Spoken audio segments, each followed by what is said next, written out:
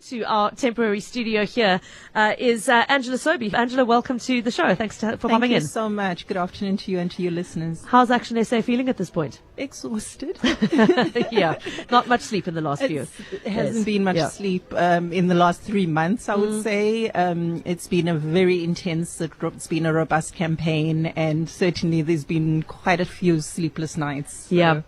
I mean, Angela, it's still very early in the counting, and as we've now said over and over again, it's certainly, if you look at the Western Cape map, it's very obvious that the districts that have declared are the rural districts, the smaller voting stations. There's a big white blank over the Cape Metro that we're waiting to see full. So things could change substantially. Action SA tracking at 0.32% with just over 30% declared. How are you feeling about that figure? How do you expect or hope to see it shift? We remain optimistic. We've put in the work. But the mandate comes from the voters, and we await the outcome, and we'll accept whatever the mandate is. If it puts us into government, we hope to be an accountable government, and if it doesn't put us into government, we hope to hold government accountable and continue serving our communities.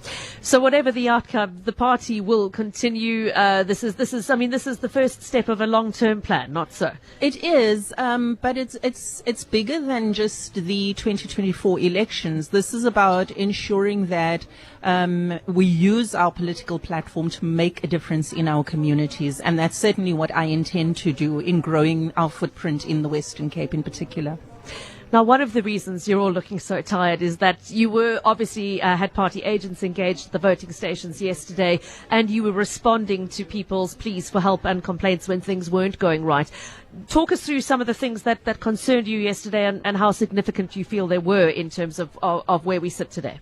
I think some of the most significant ones was certainly that I think that the IEC was overwhelmed by the voter turnout. In as much as we knew how significant this election was going to be, the state of readiness certainly didn't seem to have anticipated the number of voters that would have turned out. As a result, you had some voting stations that had 2 ballots and had snaking queues outside. The voting station where I was registered in Somerset West had a 3 to 4 hour waiting time.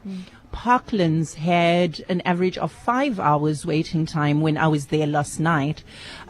So that was the one thing, the late open and just not knowing what to do with this overwhelming number of people at closing time was another significant issue, because some voting stations had to continue, had to remain open. I think another big one for me was the red zones. We know the red zones. I mean, this is the job of law enforcement and the South African Police Service. And yet, those voting stations that fall within those red zones were not adequately protected. There wasn't enough visibility. I'm aware of a voting station in Manenberg. There were some issues in Kleinvlei and Eerste River. But the voting station in Manenberg that had to close and move to a safer location to do their count. So these, for me, are very significant issues. And obviously, we're anticipating the stories around ballot boxes that mysteriously appeared, with marked ballots in them and so on. But I think all in all, those are probably some of the bigger concerns. I'm going to ask you the same last question I'm asking every party member I speak to today. A big concern is those who didn't even bother to participate yesterday, as much as today is about counting and making sure that those who cast their ballot are accurately represented in the count. It's a huge concern how many people didn't either made it to the queue and decided it wasn't worth it, or didn't get out of bed to go at all. What's your message to them? How do we re-energize and get those people back into being participants in the process? Looking at the state our country is in, I think anyone, whether you're employed, unemployed, you're impacted by what's going on in the country.